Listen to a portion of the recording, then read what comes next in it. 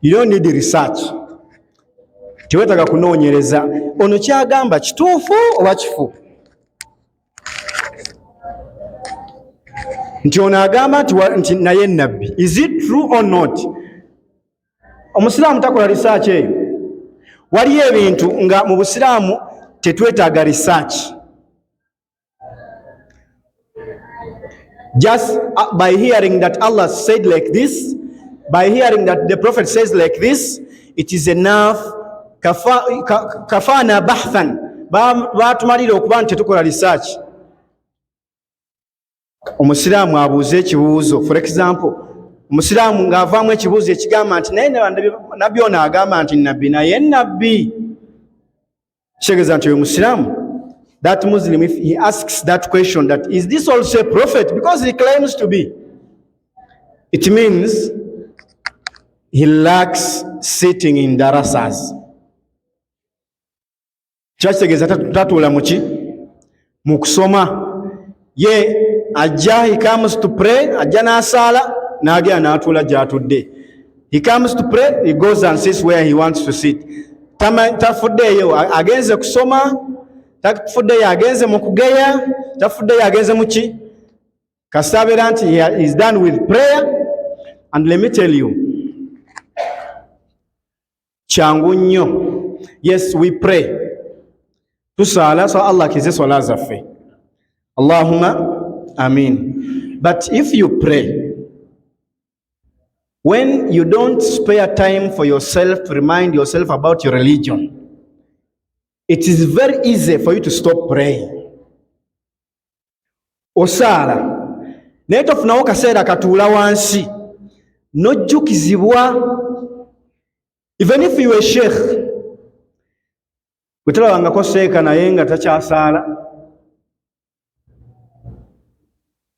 Kasobeera nga toyagala kujjukizibwa, you stand a lot of chances, if you don't want to be reminded, you stand a lot of chances to go astray. Kyangu nnyo okubula, kubanga of course gwe kyokwata mu mutwe swala. Bw'ofunayo kantu konna. Nawulira juzi Sheikh yali akyogerako wansi eri ku Nur, that the other one claimed that he's a Muslim, but he got problems, but the fellow Muslims did not come to help him. He went to them for help, but they did not come to help him. And other people from different denominations came in to help. So he says, I want to convert. I don't know whether he converted. That means he's lacking Islamic knowledge. Tatula mu kusoma. Yalowooza nti obusiraamu abulimu kumuyamba. Agamba nti nalina ebizibu, abasiraamu tebanyamba. Ne mbakaabirira ebizibu byange tebanyamba. So abatali basiraamu ne bakola ki? Ne banyamba. N'alowooza nti atadde obusiraamu ku level y'omuyamba kano only one time, even if 100 times. But because someone gave you a hand, olwokuba nti omuntu akuyambyeko ekyolumu, gwe n'owaayo eddiini yo nga price gy'ogiweerako kwe kukuyamba kuno kwe baakuyamba. Kitegeeza nti tosomye. Kubanga asomye ekyakitegeera nti nedda. Yadda nnyambye, tumwebaza, we appreciate kubanga akuyambye. But do we pay him back by going astray really? Olabanga ekyosobola okumuwaamu ennyo kwe kuba nti kugamba, now I'm no longer a Muslim. Why? Because this man who is not a Muslim helped me. So the point is, kyangu nnyo, it is very easy omuntu okuba nti ava mu busiraamu, n'ekyo kankibeere clear, n'okuba nti alekera n'okusaala, to stop praying, to revert from Islam, because he does not attend darasas. And mind you, if anyone converts or denounces Islam and they give him a kanzu because he learned Al-Fatiha, then they say a Sheikh converted from Islam. A Sheikh denounced Islam. Moreover, the one they are calling a Sheikh doesn't have even the little knowledge to defend his religion. Naye nga bamuyita Sheikh. Naye nga n'okudifendinga eddiini gye yalimu. Ne knowledge eyimirizaawo eddiini gye yalimu. Takoze eki? Tagirina. That's why Allah yakifuula simple. And just says, فَإِنَّ الذِّكْرَ تَنْفَعُ الْمُؤْمِنِينَ. That verse covers a lot. Aya ye covering bingi. Just ogamba nti فَإِنَّ الذِّكْرَ olw'okubanga okujjukiza kuno tanfa'ul kugasa abakkiriza. Kugasa abakkiriza. Waliyo ebibuuzo omuntu atera okubeera mu ddalasa nga takyakola ki, nga takyabibuuza. Era we tubeera wano waliyo ekibuuzo omuntu kyayinza okubuuza, ffenna tutunudde eno bwe tuti, naye bw'akibuuza ffenna tukola bwe tuti, oyo bulijjo aliwa? Ng'olabira ddala nga tekisaana kola ki? Kubuuza. Ye ng'abuuza kyaki? Muntu okubuuza nti naye kaakati Musiraamu kikkirizibwa omukyala atali musiraamu okunsiibirako? Kweri, you ask that question, that is it allowed for my Muslim, my lady who is not a Muslim, to fast on my behalf? Nga n'okubeera naye dhambi. You are not allowed to be with her. But again, you are going further to ask whether she is allowed to fast on your behalf. Kiba kitegeeza nti tabeera mu kusoma. Kati n'ekyokuba nti omusiraamu tawasa atali musiraamu, ekyo takimanyi, agenze ku level ya kumuyingiza mu ibaada za busiraamu. Ate nga amuyingizaamu yakiveemu amusiibire. So twalibadde twekuumira nnyo mu kusoma. Saba Allah subhanahu wa ta'ala abeere nga atukuumira mu bifo ebisomebwamu eddiini ye. Allahumma amin. N'ekirala Allah abeere nga atusasula,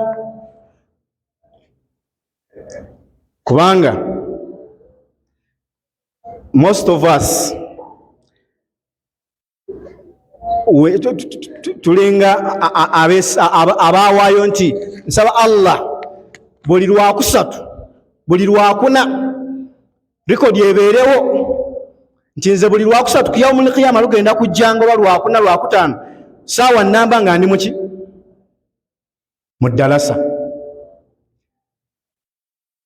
Nga oyagala ku yawumul qiyama, Allah, in the 24 hours that Allah is going to reckon you, to account you for, at least that one verse, I mean that one hour, every Thursday, every Wednesday, or every day, ugambe nti eyo njagala Allah agenda okumbala nga yonna nagimala mu ddalasa. Olowooza obeera wano malaika eri mu kuwandiikako ki? Madhambi. What is the angel recording? Is it sins? Of course no. And of course no, and it cannot. It is recording rewards. So may Allah reward us accordingly. Allahumma amin. I don't know whether that watch is correct. Yeah, ntufu? Ntufu? Naam. So we are on which surah? Surah Takathur. Surah Takathur.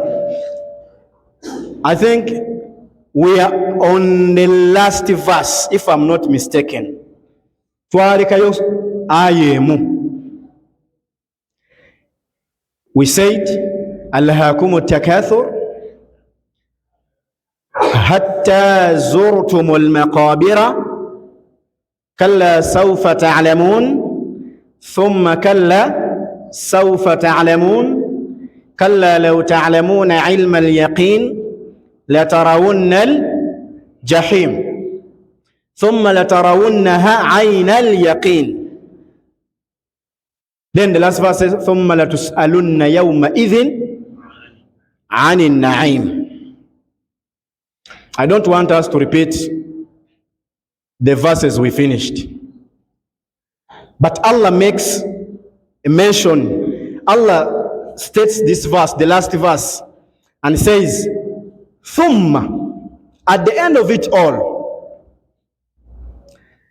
that after this life that we are in now, after our death, that of course no one will escape, on the day of judgment, Allah says, Thumma, then after, latus'alunna, you will be asked,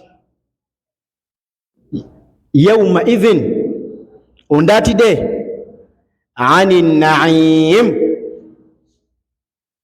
Allah will ask you about the favors, about the gifts, about the bounties that Allah gave us.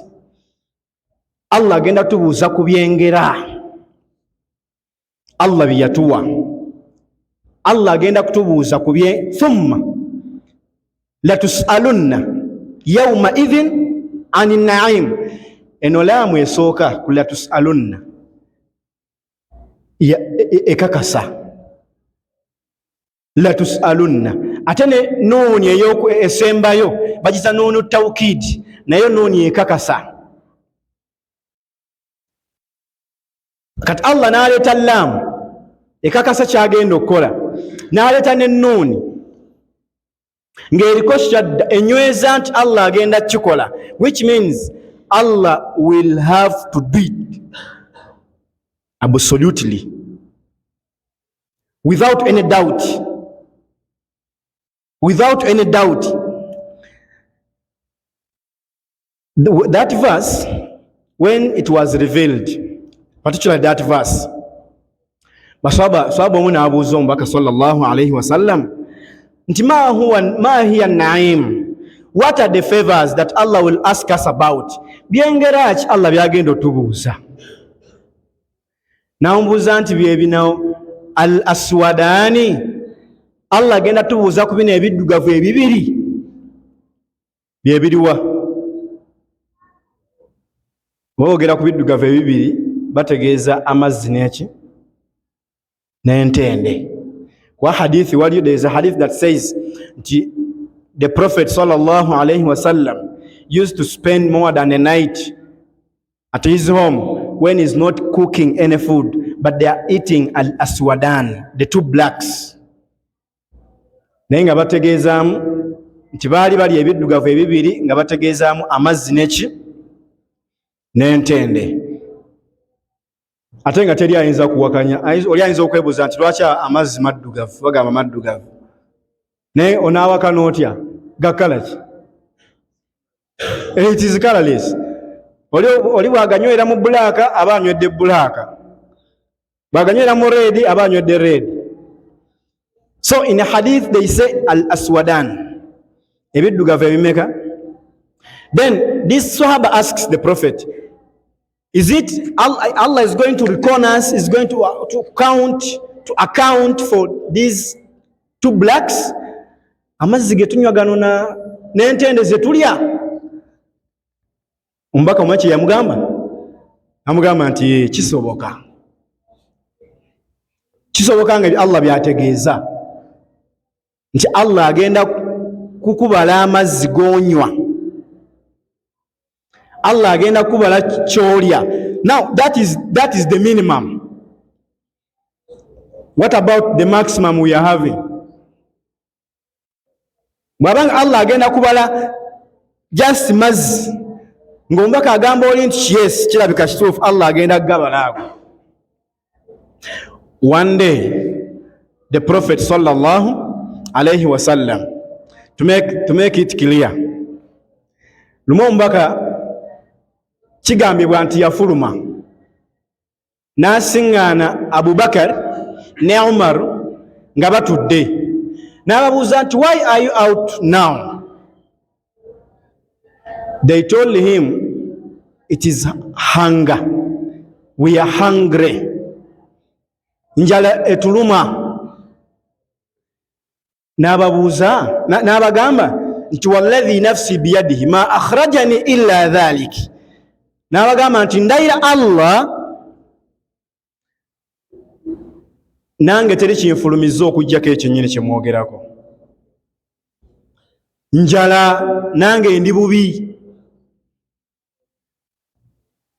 Ababadde ku Nuuru twakyogeddeko neerabidde nti nakyo twakyogerera wano nga twagambye nti when we talk about miracles of the Prophet sallallahu alaihi wasallam, we find that sometimes he used to be given little food.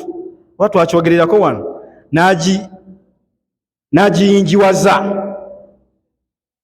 But we said miracles are given once or twice. They don't stay. Neba nabo Allah yabawanga mbu twadde twogera ku abasuufi abagamba nti waliyo omuntu abeera ne miracles nga kwegamba ziri continuous. Because a miracle ceases to be a miracle if it is continuous, of course. Not so. It ceases to be a miracle. Miracle yonna ebeera miracle kubanga ebaddewo omulundi gutya ate nga teri asobola kugikola. Bwe tufuna abikola bulijjo teba miracle. So nombaka naye singa bamulekera okuba nti akola mmere buli kaseera bamuwa katono n'akayinjiwaza, eba tekyali miracle. Kati oli ayinza okubuuza kitwayogeddeko eri nti lwaki enjala yali emuluma nga ate Allah yamuwa okuba nti bw'afuna akatono akola ki? Lwaki bwe yafunake olunaku olwawedde teyakayinjiwaza, enjala netamuluma olwaleero? No, it's not like that. Those are miracles which happen once. So he gets out of the house and he finds Umar and Abu Bakr. He asks them, why are you out? They tell him it is hunger. Then he tells them that the reason why I'm also outside is also, it is the same, hunger. Naye n'abagamba nti tugende ew'omusajja gundi. Ne bagenda ew'omusajja, dhahabu ila rajulin min al-ansar. Bagenda eri omusajja mu ba ansari, but they did not find him home. Basangawo mukyala tebamusangawo. Baali bakyali awo omusajja n'akomawo, sahaba ono n'alengera abagenyi abameka? Abasatu. Then he said that there is no one that has received good visitors than my visitors. Nteri lwaleero afunye bagenyi balungi okusinga abagenyi bange. N'asanyuka nnyo, n'abaleetera amazzi, n'abaleetera n'entende. He served them water. Barakallahu fiik.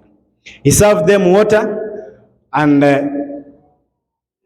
dates. Ne banywa era ne balya. Baali bakyalya n'okunywa, n'agenda okusala embuzi. He went to slaughter. But he told them, let me go and slaughter. The Prophet told him, Iyaka wal halubu. Before slaughtering. Now, government, if you are going to slaughter, don't slaughter any goat that you are milking. Bw'oba ogenda sala, weewala okusala embuzi gy'okola ki? Gy'okama. Ekyo nno kiraga nti ffe nga ffe mu culture zaffe ffe abeesubi amata ewaffe tetukama mbuzi. Simanyi lwaki oba wano bazikama, simanyi. Mata matono naye wezibeera esatu era ofunamu ekikopo. So the Prophet told this guy, this Sahaba, Iyaka wal halub. Bw'oba osala tosala mbuzi ekola ki? Ekamwa. Of course, Sahaba had another one. What is the essence in this? Kiki ekiri mu kino okuba nti nabbi amugamba ekamwa gireke? Ebeera eyonsa kyekisooka. Eba erina omwana. Ekyo nno kiri mu kubiraga obusaasizi bw'omubaka sallallahu alaihi wasallam. Tugenda abana following insha Allah. I'm carrying out a research ku topic egamba an-nabiyyu rahmatal lil alamin. Nabbi obusaasizi w'ebitonde. Akusigenda gisomeseza wano oba wano mulira. okuba tulaga Nabi Muhammadin sallallahu alaihi wasallama yali ku level ki mu kusaasira ebitonde byonna, not only people, not only Muslims, not only animals, but everything. Now here we are seeing his mercy towards, how they call it, embuzi ento bagiyita bati, it's called a kid, yeah?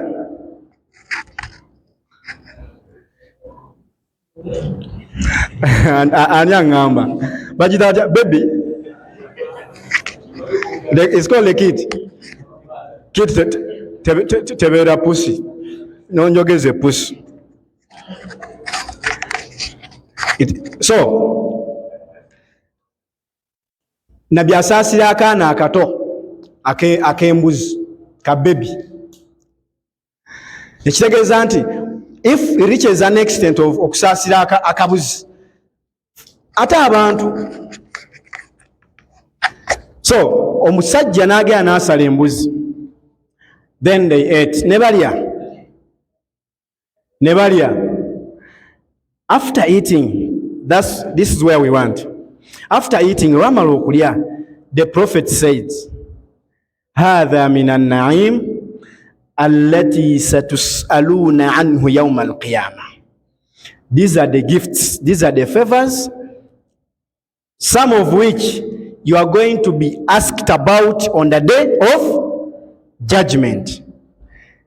Agamba nti bino bye byengera ng'amaze okulya embuzi, amaze okulya ennyama. Agamba nti bino bye byengera Allah byagenda okubabuuza ku lunaku lwaki, lw'enkomerero. Olowooza baalya byenkanawa bye tutannalya? Mulowooza abasatu baalya embuzi yonna kweri? Tebaagirya. Bayinza okuba nga baalya ekinene ennyo, katubeere tugambe maximum kilo 2. But 2 kilograms, the Prophet is saying that these are one of the gifts that Allah will have to ask you on the day of judgment, because Allah abikuwadde.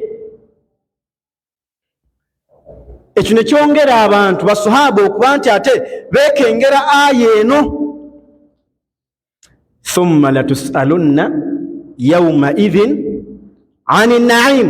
Bwe kiba nti Nabi Muhammadin sallallahu alaihi wasallam reduces the level of gifts to this level that even water, even one meal wemu bweti. N'abagamba nti mufulumye enjala ebaluma. You got out hungry, you've eaten, and you are now satisfied and okay. Mufulumye enjala ebaluma, mulidde, kasaawa zino muli bulungi, teryatoma. Kyekigana Allah okubuuza ku ekyo kyakuwadde.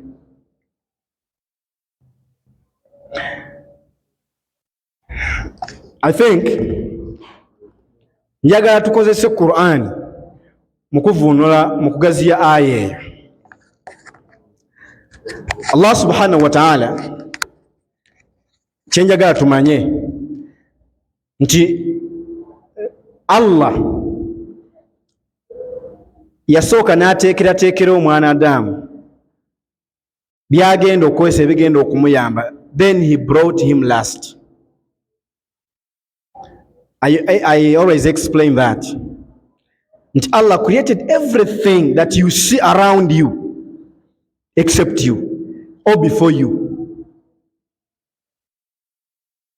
He created everything before you. Then lately for you came in very late. Naye nga Allah lwaki akuleeta? Kubanga kati bino ebiri wano teri abikozesa. Allah n'agamba kandeeta omuntu agenda okukozesa bino. Amala neebaze. Allah ateekateeka ebyengera nga tannatonda muntu agenda kwesa byengera ebyo.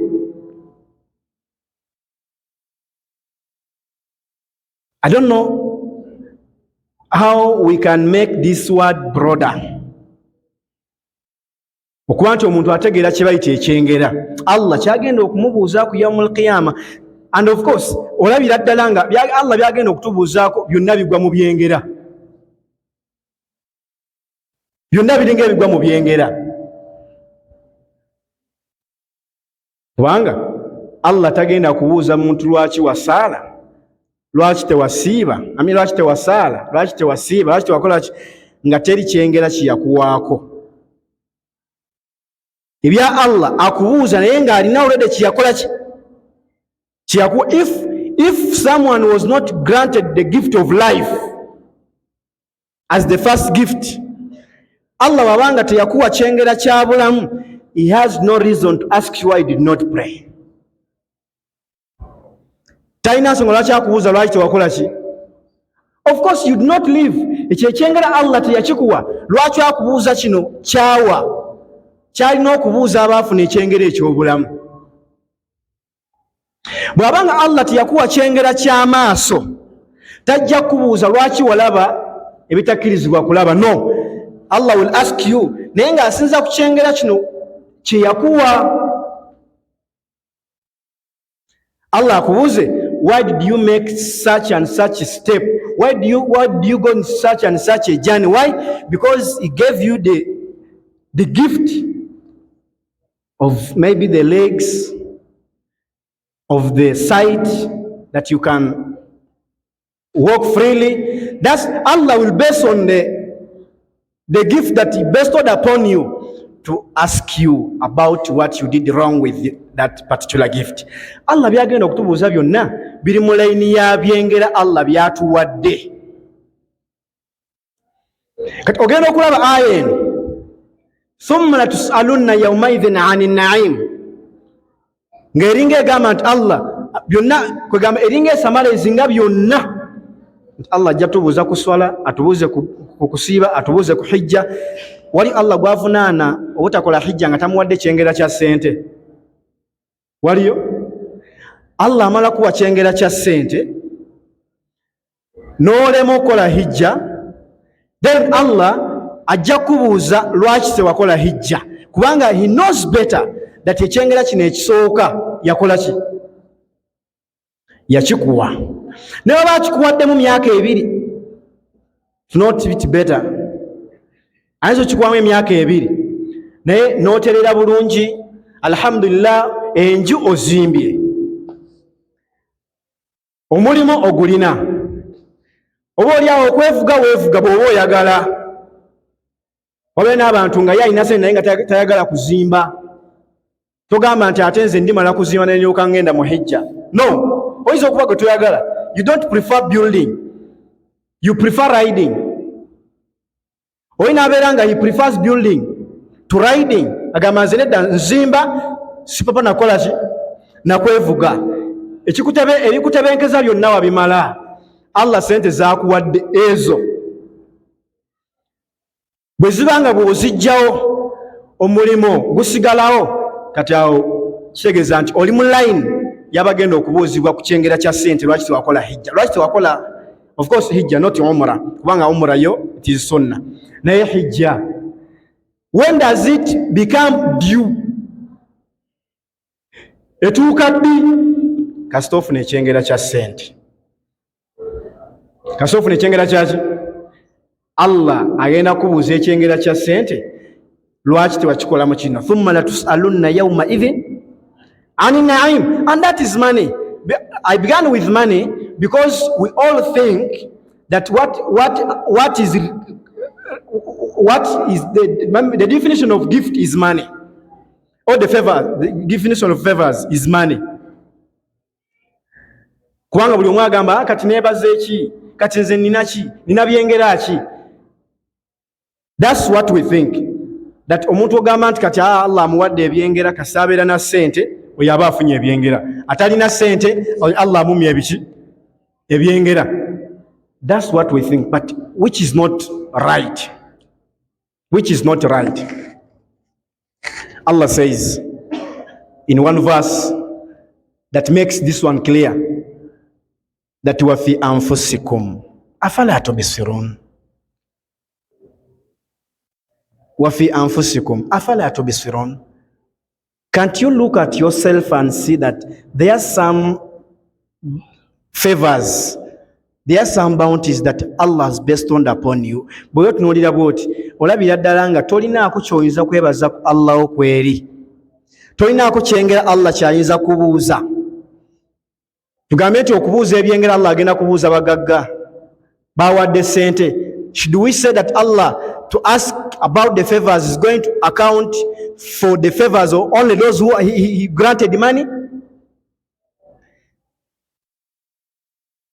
Can we define favors as money just like that? Tuvunule ekigambo ebyengera tugambe nti ye ssente zokka? No.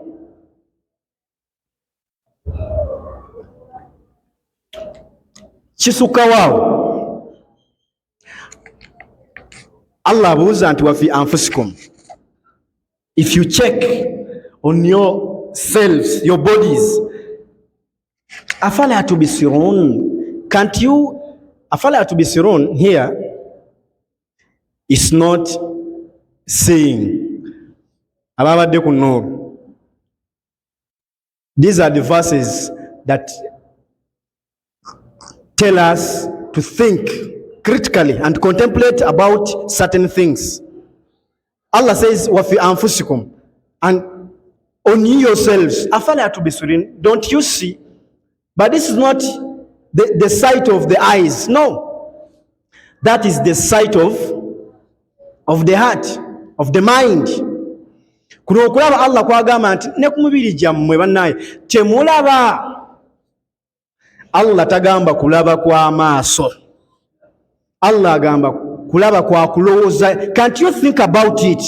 Tosobola kirowoozaako. That is critical thinking. Just like Allah says, fa'atabiru ya ulil absar. Fa'atabiru, you think critically. You contemplate, or you have gotten eyes. Kata Allah wayogera ku kyomutima atunaleeta amaaso. Oba omanya nti Allah tayogera ku maaso gano. Agamba nti mwe mukirowoozeemuko mmwe nnyo abalina amaaso. Allah ategeeza amaaso ag'oku mwoyo ag'obwongo. You open your minds. You think about it. Why Allah saying like this? You see the way Allah arranged the bodies, our bodies. Do you think, let me ask, as I ask myself, singa Allah atuwa chance nasindika questionnaire tugimanyi akapapula ke bayinza okusindika agamba nti I want you to revise, I want us to revise your creation. Mulowooza amaaso gano gaali baddewa? Mulowooza emikono gyali baddewa? Mulowooza omutwe tugukole tutya? We are just assuming that if Allah sends a questionnaire, a paper that has some questions, when he's asking, we want to revise your creation, where should we put the eyes? Where should we put the hands? We want to make amendments in the creation. What is your suggestion? Amaaso gaali baddewa seeka?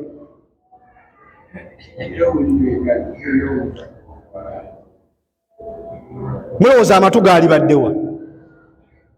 Wolabira nti no, according to me, if I get that chance, I can tell him to put ears here. Where? Allah atuwadde chance here. Sheikh, do you have any suggestion? Do you have any suggestion that maybe you can make that let's change this? But who Allah yasobola kwebuuza kwani nti kambakolere kye banaasiima?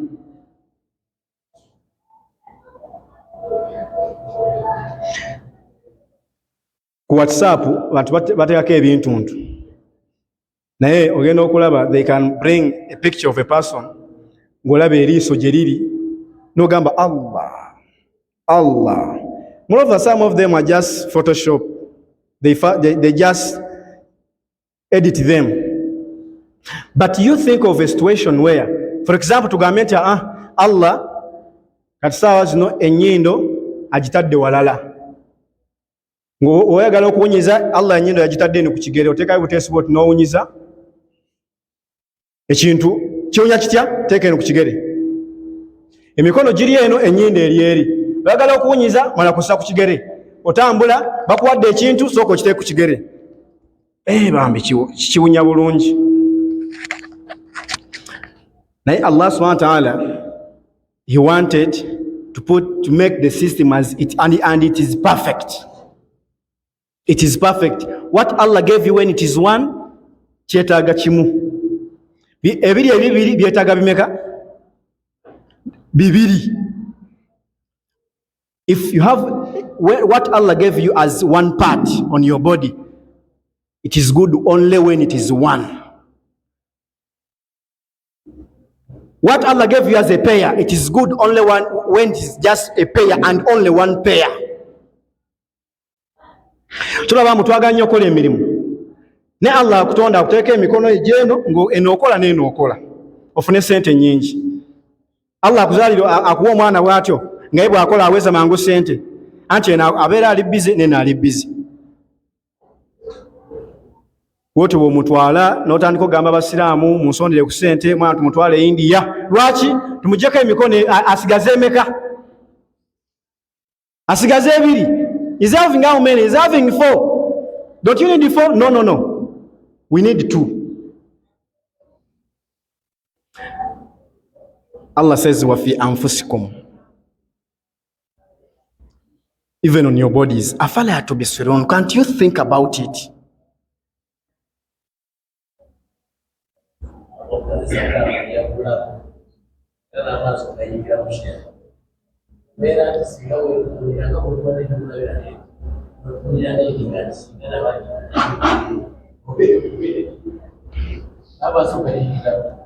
So Allah to differentiate us from any other animal. To differentiate from any other animal. Allah lwaki yatufuula nti ffe tuli balala. Ebisolo ebisinga kugamba birina buli kye tulina. Allah n'agamba nedda, let me differentiate this animal from other animals. Of course, they call us animals. Abazungu. They call us all, we are all animals. Naye mu Busiraamu tetuli bisolo.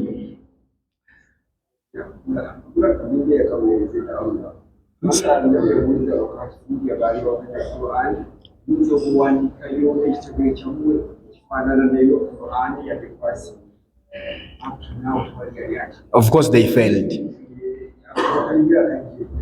Of course. So Allah subhanahu wa ta'ala okuteekateeka omuntu ono. For me, there is something I always think of in our creation, and I never talk about it, that Allah okuba nti yaddira omutwe gwaffe guno n'ateeka wano amaaso we gali, where you see the eyes, and he put after the eyes he puts the nose, after the nose he puts the mouth, then he makes the hands to reach the mouth easily, n'afuula emikono nga gituuka ku mumwa mangu nnyo, n'ennyindo, nti omuntu waba ayagala kulya teyeetaaga kumanyisa amuwadde emmere mbwe ayagala kuwulira bwewunya. You don't need to show the one who has given you food that you want to hear the scent. Just get food, and of course this hand will tell you the food is hot or not, so it can tell you the quantity to bring, oleta kyenkanawa. Then as you bring it, nga tonnatuusa mu kamwa, you will hear, you will smell, of course you will see it, you will smell it, then you will taste it. Now let it be the other way around. Amaaso gali wano, ennyindo eri side eno, then omumwa guli wano. As you get food like this, ogireeteko amaaso gagirabe endya biki bino, oleeteko ennyindo erabe buwunya butya bwo, oleete awali omumwa. How long would you take to eat, to finish a meal? Bw'obanga bw'otyo bw'otambuza emmere, But Allah strategically made every body part where it is. وَفِي أَنفُسِكُمْ أَفَلَا تُبْصِرُونَ. And leave that alone. Even the creation, even the appearance. The appearance. It is very, very rare. And let me tell you, buli omu nze bw'ondaba, you see me as I'm ugly. That is according to you. But who defines ugliness? Ani alina definition y'obulungi n'obubi? To my definition, I'm handsome or beautiful. But according to your definition, gwe ngeri gy'omanyimu kye bayita obulungi, gw'ogamba ndi muki? Naye ani yagamba nti gw'amanyi omulungi n'omubi? And buli omu bwage, if any of us goes into the mirror, bw'agenda mu mirror ne yeetunuulira, agamba nti Allahumma ahsin khalqi kama ahsan khulqi kama ahsanta khalqi. Ay Allah, you beautify my creation, my appearance, my behavior, just like you beautified my appearance. That is the supplication. Ay Allah, ekibulako kya mpisa. Edduwa kyetegeeza. Ekibulako kyaki? Naye ekyendabika kyo kyaggwa. Allah, nsaba n'empisa zibeere nnungi nga olwedde wano wendi omuki. That is the supplication when you are looking into the mirror. Allahumma ahsin khulqi kama ahsanta khalqi. And to be sincere, ani ayinza okulaba munne n'agamba nti oyo singa Allah ampa face y'oyo, only the face, no one.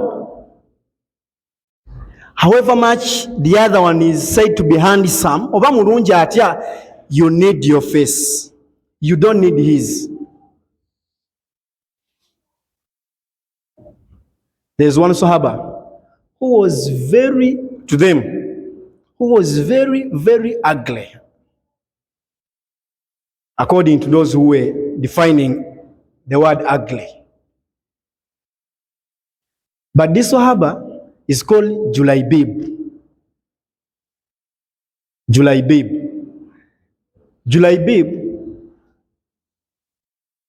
The Prophet sallallahu alaihi wasallam wanted to show people, yagala okulaga abantu nti in Islam tetufa kugamba nti ona alabika bwati. No, Allah yagenda omuteeka mu kifaananyi ekyo ng'amanyi lwaki. Nga bano bagamba nti twava mu nkima. Ne tuviira tewaliyo yadde alaaka eraga nti twava mu nkima yadde. And do we think that the monkeys that are still there, they don't want to become people? They don't admire us? Tezitwegomba, tezaagala kusula mu nju, oba ekyo kyakoma ekyokuva mu nkima. Ani yaggalawo omulyango ogwo?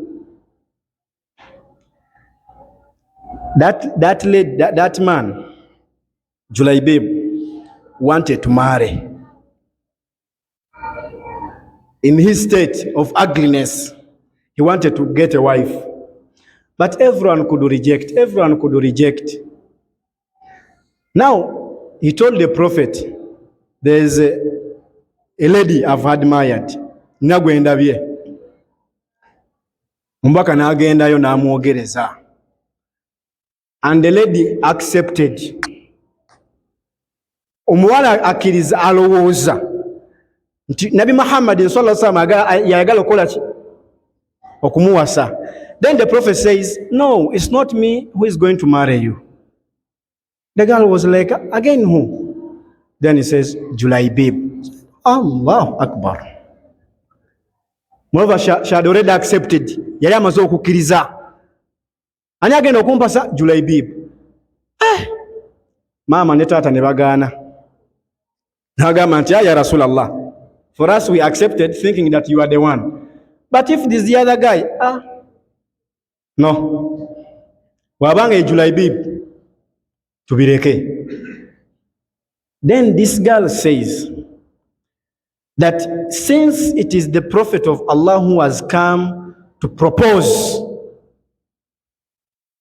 Whoever will come when the Prophet is the one leading him, even if he's more ugly than Julaibib, I will accept. Tata ne mama ombaka kekiri nti yazze nanjogereza nenzikiriza ne wabanga alese mulala asinga ku Julaibib ono ngenda kukkiriza. Julaibib ono omukyala she went to this marriage naye ng'agenda mu kulwa mubaka, naye to her surprise yawangala mu bufumbo buli n'essanyu. After some time bamubuuzaako nti kaifa tajidu Julaibib, how do you find Julaibib? N'agamba nti yali amusinga bulungi. That is the gist of the story. Now yagamba teri amusinga buki?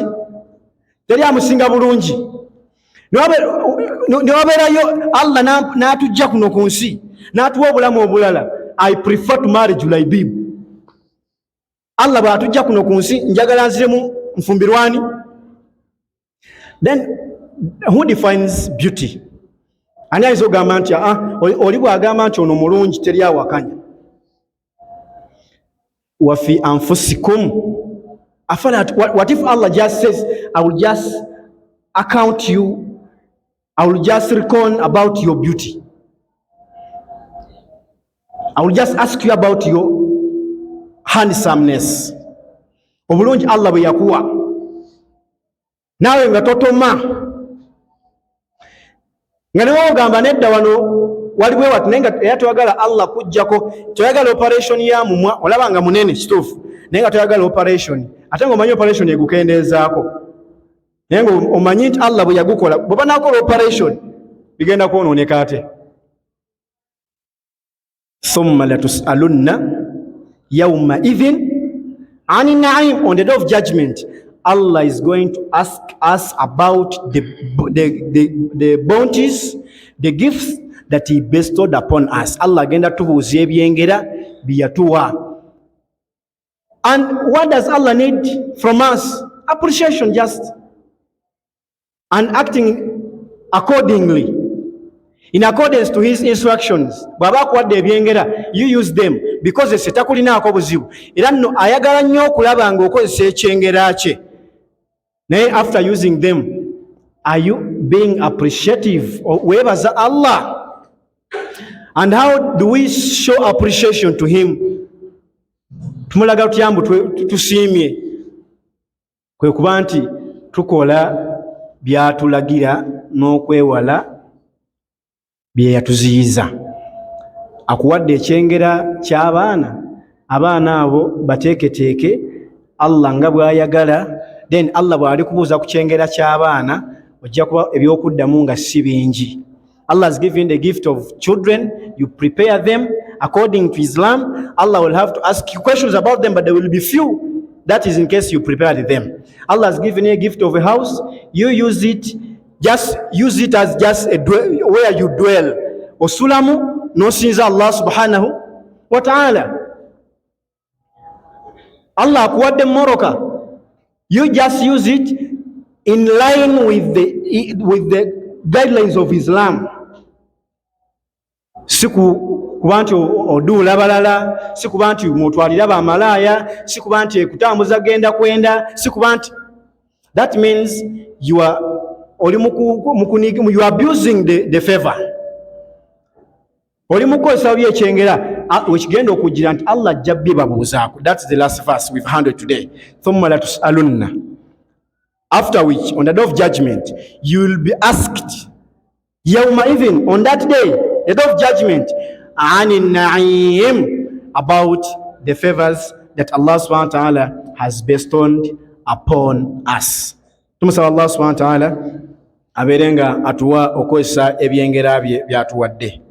Tumusaba Allah subhanahu wa ta'ala aberenga bw'atuwa ekyengera tatugezesa nakyo naye akituwe mu bulungi.